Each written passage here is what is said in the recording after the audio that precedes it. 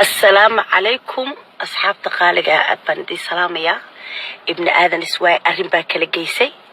بريها كان أنيقا هالكان جاء أنكسيستي سماها أدبايدي سلامية سلام كدب شاكاي دي هيا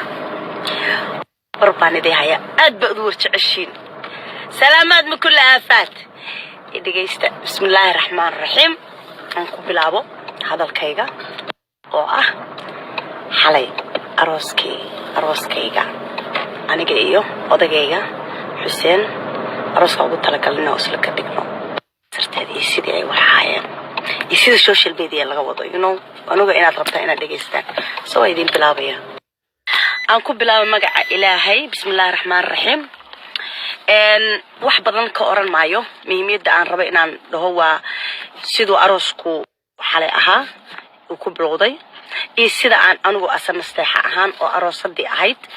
aan ka aamisanahay oo aan qabo sidoo ku bilowday si qurux badan bay ahayd sidii loo soo agaasimay family and friends oo garab fiican iga siiyay waligay aan hilmaami doonin still now aan aamisanahay arooskii si qurux badan ku dhamaaday لأنه dadka qaar ay u maleeyaan inay si khaldan ku dhamaaday si khaldan anay ulama dhamaano ummad jecel baa buuxday meesha Soomaali Maxamed intii dibadda iyo dalkaba joogtay waxay rabeen inay qayb iyo mataqaana marxaanti ka ahaadaan anigu gabar Soomaaliyeed ka soo gabar fanaanadaan ahay bulshada Soomaaliyeed magac baan ku leeyahay waxaanan ogahay inay aad ii jecel yihiin ummadda Soomaaliyeed intaan jecelahay in ka badan ay jecel yihiin inta ii timid tay jecel yihiin in ka badan anna waan jecelahay iyaguna waa ogahay inay jecel yihiin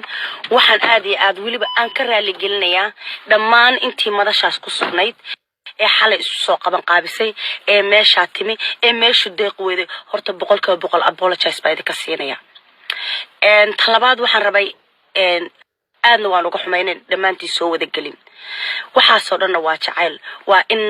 aan bulshada dadka kale gabadhaha kale inaan dheerahay ayaan isku arkaa sidii aad xalay igu soo baxdeen oo darabteer arooskayga inaad ka soo qayb gashaan runtiina waa qayb wadnahay kamid ah ayaa waxa idin leedahay waan idin waa alshan wadnahayga ay idin dabacsan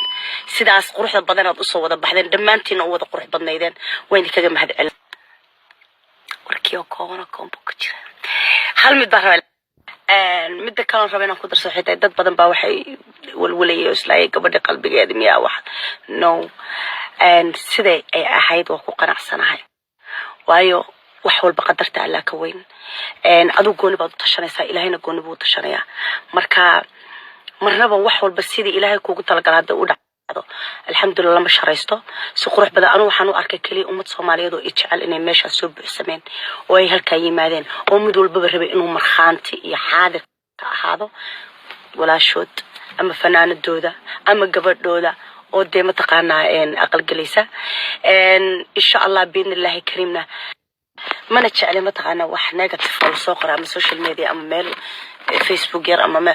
adu aan waqtigayga ku lumiyo ama indhahayga aan waqti ku siiyay ku fiirsada ama ku aqriyo waxa negative ka waxaan jeclahay inaan iska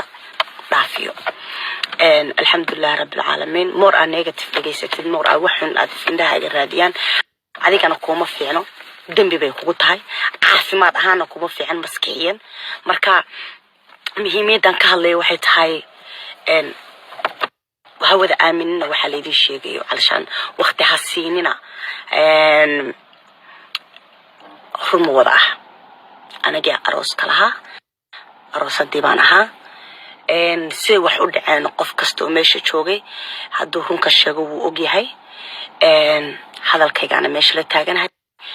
qofan xumaato u qaban ma jirto xumaata meesha ka dhacday oo ahay Soomaalida iyo farabadatay dadkii shicibka farabatay mooyaane wax kale oo dhibaato dhacday maysan jirin social media has marka waxa idin sheegaya waxa laga sheegay carshan wax runtii muhiim ah ama run may ahayn marxaantu waxa ugu filan intii joogtay iyo aniga oo ah gabadhii aroosaysi marna gabadhii fanaanada ahayd فناد بنكا ما فناد كم أرصد يوانا إنت صنكوا كذا anyway هذا الكيو كوم بكتيرة وحيد الله ولا وحي نيجاتيفا iyo wixii xunba shaydaan bay u sugnaatay wixii wanaag ah iyo caqliga saliimka ah iyo mataqaanaa iyo sharaftuba waa wax bini aadanka alla ku ciiseeyo marka alxamdulilah rabbil caalamiin anigu habbi baan ahay dadkii meesha joogay habbi bay ahaayeen soomaalidii dadkii jacaylkooda iyo wanaagooda iyo sharaftooda baa meesha wada deeq weyday aad inay ii jecel yihiin baan ogaaday ummadda Soomaaliyeed aad baana idin jeclahay hadda kadibna waa ka soo hadli doonaa